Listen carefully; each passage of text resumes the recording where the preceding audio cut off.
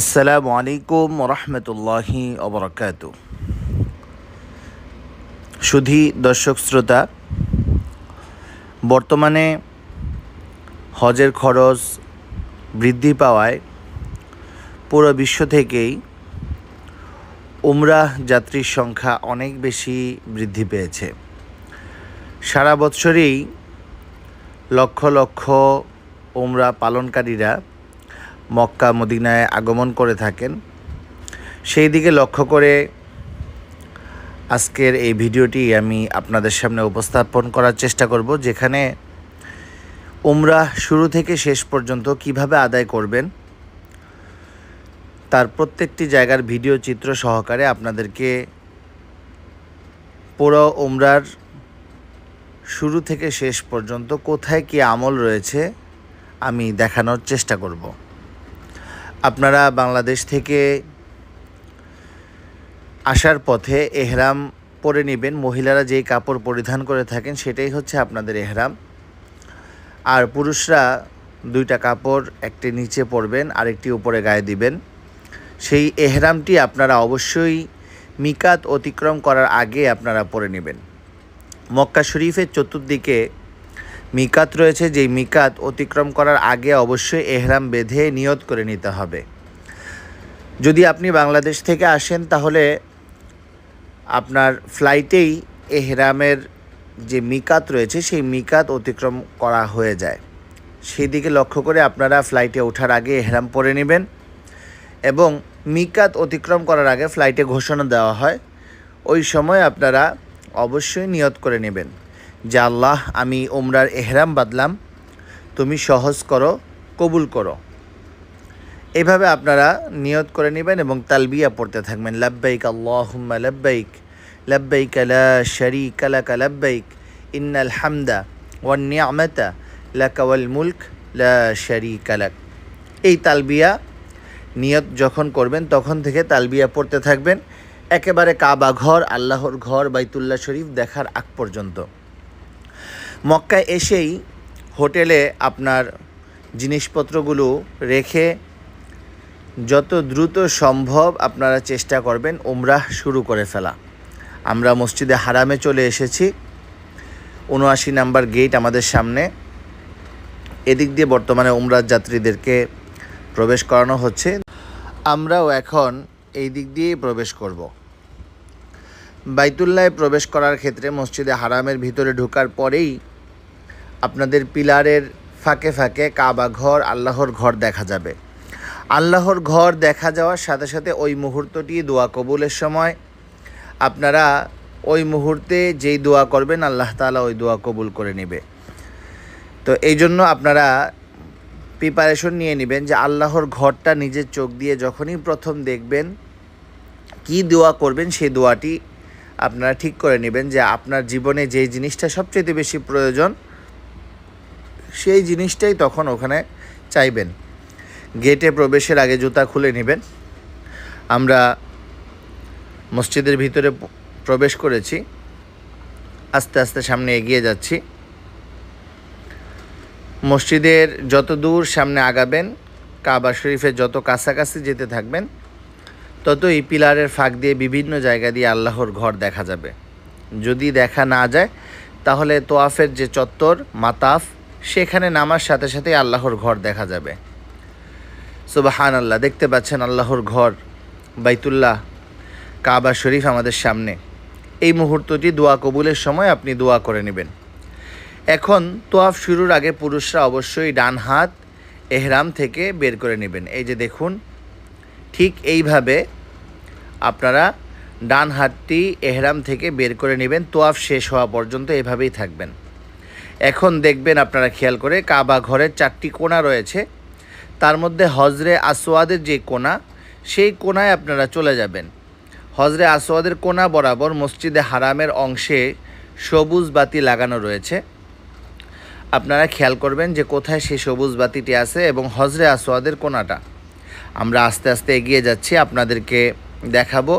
বাম দিকে কাবা থাকবে আর ডান দিকে হচ্ছে মসজিদে হারামের দেওয়ালে সবুজ বাতি থাকবে। এই যে দেখতে পাচ্ছেন এখানে 2টা সবুজ বাতি লাগানো, এই যে এখানে। তো তো ঠিক এই বরাবর কাবা শরীফের যে কোণা, সেটি হচ্ছে হজরে আসওয়াদের কোণা। এই যে কাবা শরীফের এই কোণায় আমরা যাচ্ছি, এই কোণা থেকে আপনাকে নিয়ত করে নিতে হবে। দেখতে পাচ্ছেন এই যে এই কর্নারেই হজরে আসওয়াদ নিচে রাখা আছে, এখান থেকে আপনাকে এই যে আর ডান দিকে হচ্ছে সবুজ বাতি থাকবে, এই যে দেখতে পাচ্ছেন সবুজ বাতি, আর ঠিক এর বরাবর বাম দিকে হচ্ছে কাবা শরীফের সেই কোণাটি। বিসমিল্লাহি আল্লাহু আকবার ওয়ালিল্লাহিল হামদ বলে দুই হাতে হজরে আসওয়াদ বরাবর ইশারা করে চুমু খেয়ে আপনার তোয়াফ আপনি শুরু করবেন। নিয়ত করে নেবেন যে আল্লাহ, আমি উমরার তোয়াফ শুরু করতেছি, তুমি সহজ করে দাও, কবুল করে নাও। কাবা শরীফ থাকবে আপনাদের বাম দিকে, আর আপনারা প্রথম 3টি চক্কর রমল করবেন, বাহাদুরের মতন হাঁটবেন। ভিড় বেশি থাকলে বাহাদুর ভাব নিজের ভিতরে রাখবেন প্রথম 3 চক্কর, পরের চক্করগুলো স্বাভাবিকভাবেই দিবেন।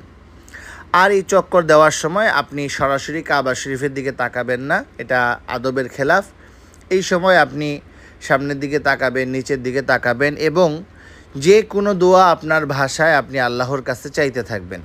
আপনার যা কিছু প্রয়োজন সব কিছু রব্বুল আলামিনের কাছে দোয়া করতে থাকবেন। কাবা শরীফ থাকবে বাম দিকে। এক্ষেত্রে লক্ষণীয় বিষয় হচ্ছে, যেই কোণা থেকে তোয়াফ শুরু করেছিলেন তার আগের কোণা, অর্থাৎ রুকনে ইয়ামিনী বলা হয় যেই কোণাটাকে, সেখান থেকে হজরে আসওয়াদের কোণা পর্যন্ত প্রতি চক্করেই আপনারা পড়বেন রব্বানা আতিনা ফিদ দুনিয়া হাসানাতাও ওয়া ফিল আখিরাতি হাসানাতাও ওয়া কিনা আযাবান নার। রাসূলুল্লাহ সাল্লাল্লাহু আলাইহি ওয়াসাল্লাম এই স্থানে এই দোয়াটি নিজে পাঠ করেছেন এবং সাহাবা একরামদেরকে শিখিয়েছেন। দেখাচ্ছিলাম এই কোণাটাই হচ্ছে হজরে আসওয়াদের আগের কোণা, রুকনে ইয়ামিনী। এই যে দেখতে পাচ্ছেন, ঠিক আমরা রুকনে ইয়ামিনীর সামনে রয়েছি। এই যে বাম দিকের এই কর্নার থেকে ডান দিকের কর্নার পর্যন্ত পুরাটাই হচ্ছে রব্বানা আতিনা ফিদ দুনিয়া হাসানাতাও ওয়া ফিল আখিরাতি হাসানাতাও ওয়া কিনা আযাবান নার। এইভাবে আপনি প্রতি চক্করই হজরে আসওয়াদ পর্যন্ত এই দোয়াটুকু করবেন রুকনে ইয়ামিনী থেকে। এই যে আমরা আবারও হজরে আসওয়াদের কোণায় চলে এসেছি, আমাদের 1 চক্কর শেষ। এইভাবে আপনি 3 চক্কর রমল করবেন, বাহাদুরের মতন হাঁটবেন, বাকি চক্করগুলো স্বাভাবিকভাবে দিবেন। 7 চক্কর শেষ হয়ে গেলে খেয়াল করবেন যে মাকাম ইব্রাহিমের পিছনে 2 রাকাত নামাজ আদায় করতে হবে। মাকাম ইব্রাহিম হচ্ছে আমাদের সামনেই কাঁচ দিয়ে ঘেরাও করা সোনালী ফ্রেমের ভিতরে রয়েছে জান্নাতি পাথর মাকাম ইব্রাহিম। এই মাকাম ইব্রাহিম এখন দেখতে পাচ্ছেন আপনারা, এর পিছনে যেখানে আপনি জায়গা পাবেন সেখানেই তোয়াফের জন্য 2 রাকাত নামাজ আপনি যে কোনো সূরা দিয়ে আদায় করে নিতে পারেন। এই যে মসজিদের অংশে আমি এখনই আপনাদেরকে দেখাবো, লোকজন নামাজ আদায় করতেছেন যাদের তোয়াফ শেষ হয়ে গিয়েছে। এই যে দেখতে পাচ্ছেন,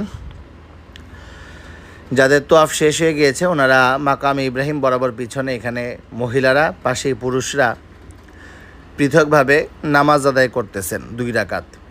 2 রাকাত নামাজ শেষ হয়ে গেলে আপনারা দেখবেন যে 2 মাসা লেখা রয়েছে, ওই যে দেখতে পাচ্ছেন 2 মাসা এরকম লেখা যেখানে রয়েছে সেই পথ দিয়ে আপনারা চলে যাবেন সাফা পাহাড়ের দিকে। উমরার কার্যক্রম আপনাদেরকে ধারাবাহিকভাবে বোঝানোর চেষ্টা করতেছি। দেখতে পাচ্ছেন আমরা এই পথে চলে আসতেছি, এদিক দিয়েই সাফা পাহাড়ে যাওয়ার পথ। তোয়াফ মাকাম ইব্রাহিম শেষ হয়ে গেলে একটু সামনে আসলেই আপনারা এই পথ পাবেন। এখন কাজ হচ্ছে জমজমের পানি পান করা। এই সময়টাতে জমজমের পানি পান করা সুন্নত।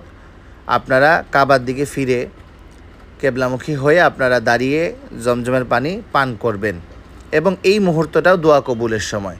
দেখতে পাচ্ছেন এখানে দাঁড়িয়ে অনেকেই জমজমের পানি পান করতেছেন যাদের তোয়াফ শেষ হয়ে গিয়েছে। এখান থেকে আমরা সোজা চলে যাব সাফা পাহাড়ের দিকে। আপনারা এই সাইনগুলো একটু পরপর খেয়াল করবেন, তাহলে সহজে যেতে পারবেন। এই যে দেখতেছেন এখানে লেখা রয়েছে 2 মাসা, সাই করার জায়গা।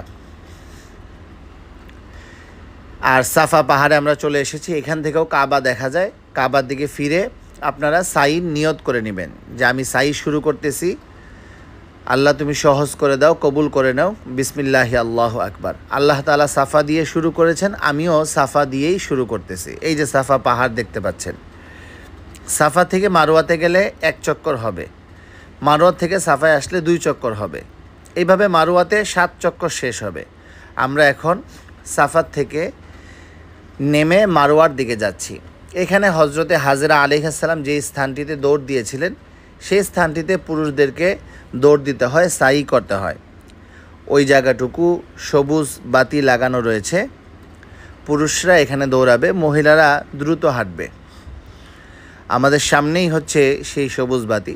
সাফা থেকে মারোয়া যাওয়ার সময় এখানে দৌড়াতে হবে, মারোয়া থেকে সাফায় আসার সময় এই অংশটুকু দৌড়াতে হবে পুরুষদের জন্য। এই সময়টা দোয়া কবুলের সময়। দেখতে পাচ্ছেন উপর দিকে সবুজ বাতি লাগানো রয়েছে। এই স্থানটি হচ্ছে সাই করার জায়গা, দৌড় দেওয়ার জায়গা। এই যে পুরুষরা এখান থেকে দৌড় শুরু করেছেন। এই সবুজ বাতি যতটুকু, তারপরে আবার স্বাভাবিক হেঁটে হেঁটে মারোয়ার দিকে যেতে হবে। মারোয়ায় যাওয়ার পরে 1 চক্কর হয়ে যাবে। মারোয়া থেকে সাফায় আসলে 2য় চক্কর পূর্ণ হবে। এইভাবে আপনাকে 7 চক্কর মারোয়াতে গিয়েই শেষ হবে। শুধু দর্শক মণ্ডলী, আপনারা এই চক্করগুলো দেওয়ার সময় চলতে থাকবেন এবং দোয়া করতে থাকবেন আল্লাহর কাছে।